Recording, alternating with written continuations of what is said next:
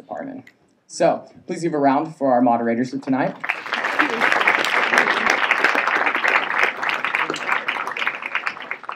And with that, let the debate begin. Good evening. We're going to take a second first to explain just how our debate tonight will function. First, I'd like to say that all the questions in tonight's debate were submitted by the student body, and we're so excited about the participation that we've received this year. As a note, candidates will have 1 minute and 30 seconds to respond directly to post questions. If a candidate mentions another candidate in their direct response, that candidate will be granted an automatic 45-second right of reply. After this right of reply has expired, all candidates will have a chance to express their thoughts through a 45-second follow-up, in the order in which they express their intent. Once a candidate has addressed the current question, they are prohibited from offering any further comments until the next question. And with that, we will start with our first question, which is for all the candidates, and we'll have a 1-minute reply to be addressed in alphabetical order.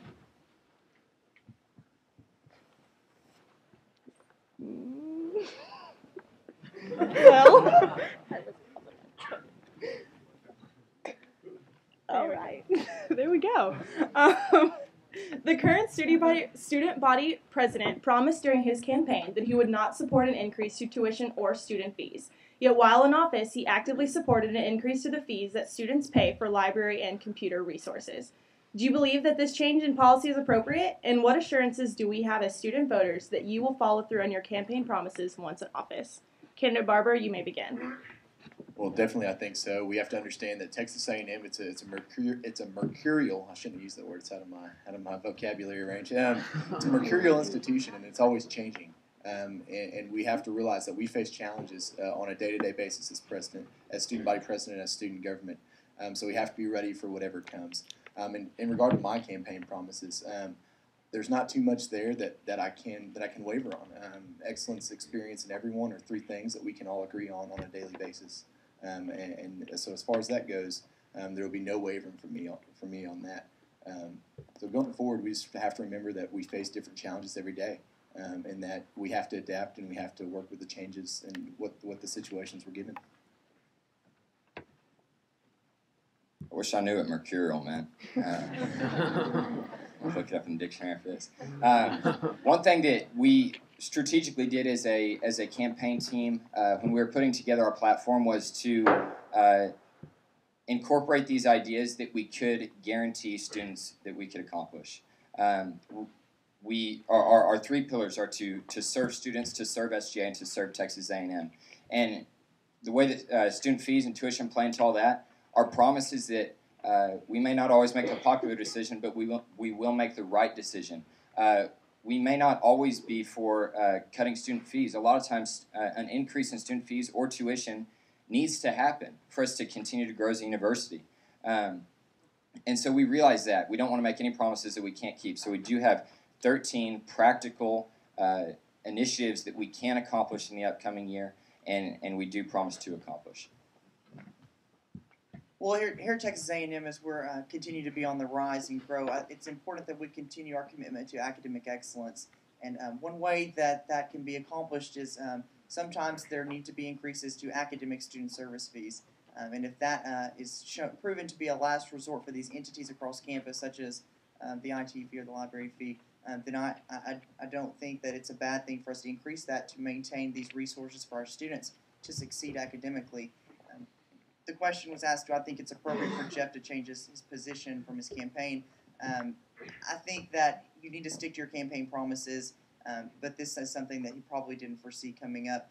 The things that I've lined out for my campaign are communication, tradition, and respect, and the tangible goals that we have set forth, echoing what the previous candidates have said, are things that we're committed to and that we can tangibly achieve over the next year, and that we're not going to budge on.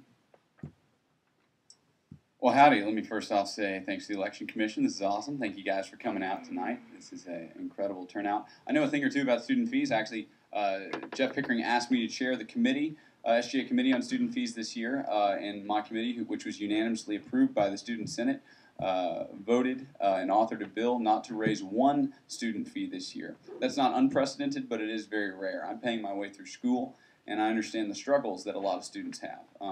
I'm here to advocate for the student who sees their student fees going up and doesn't know where to take it. The IT and library fees, Jeff disagreed with the Senate body and with our committee and wanted them to go up. And then once he got into the meeting and saw the reserves, he agreed with us. And I'm glad that he came around eventually once he saw the full budgets. We've had a tuition freeze for several years, and I think that if tuition is going to go up, because Texas A&M is a great bargain, and if it's going to go up, that we could have a fees freeze to compensate for the tuition freeze. Thanks. Howdy. The one thing that you really need to realize, you have to be practical when you set up forth the campaign agenda. And also when you implement one as student body president, you have to set a goal that you know you can either reach or succeed, not one that you can pray for but not get to.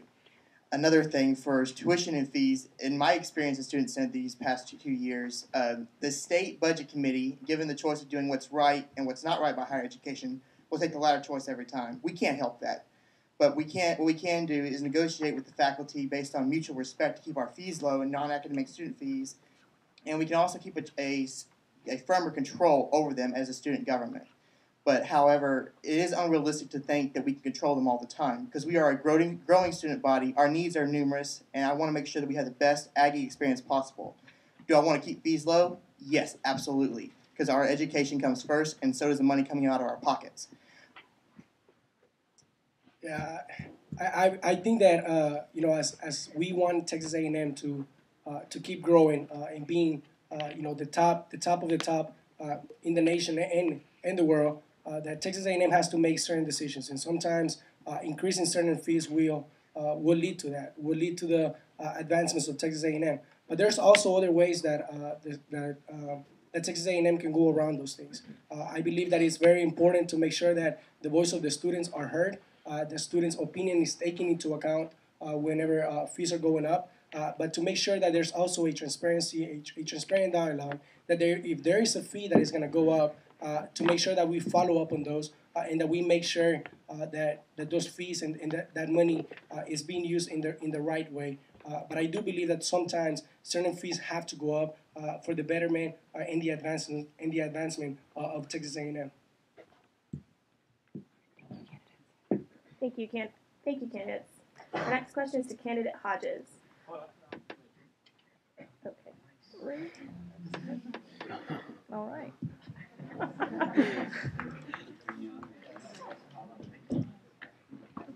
All right, candidate Hodges. What are you doing in your efforts to fight the issue of students paying for more tuition next fall? What am I doing currently to fight the issue of students paying more tuition next fall, or what will I do? What are you planning on doing? What am I planning to do? To combat the increased tuition hikes that have been proposed, I think it's important that we maintain a mutual level of respect, which ties into my fostering environment mutual respect across campus with the university administration to see if this is really a warranted increase. And also, what's going to be important is that we have a Legislative Relations Commission that is well planned out over this summer and actively engaged with the Texas legislature so that we can have not an attack, but have an active presence with the Texas legislature when they do come to session to advocate for more higher ed funding, because that's always the first thing to be cut in the Texas legislature. So advocating for more higher ed funding and maintaining that relationship with the university administration to see if this tuition increase is really warranted and really in the best interest of the university and students. Thank you. With our first reply, candidate McNutt. Thank you.